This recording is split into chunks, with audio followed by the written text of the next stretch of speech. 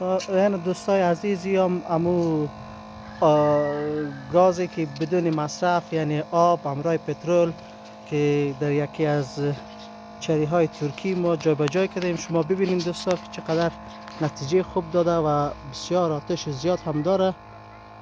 این دوستا خوب ببینین یا بخاری ترکی اینی هم پایپی که از او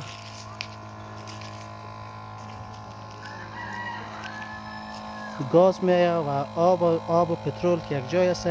اینی هم شما دوستا میبینین که خودش همی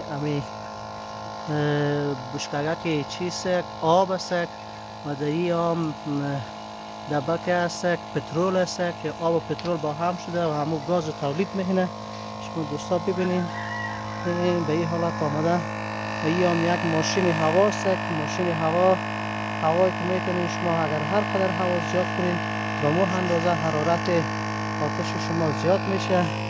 و اینی هم فعلا بیتری موتر وصله است. شما میتونین یک بیتری خودم بخرین با اینمی ماشین بسیار ساده کار میکنه. میتونین که از سنگ و زغال و چوب زمستان هم پیش شوید.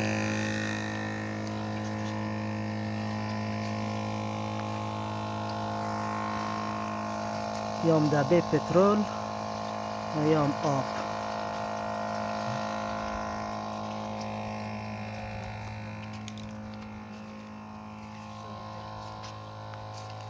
این و یا هم آتشی که بسیار فوق‌العاده آتش خوب میتونید میبینین که میتونین از این به گرمای خانه استفاده کنین.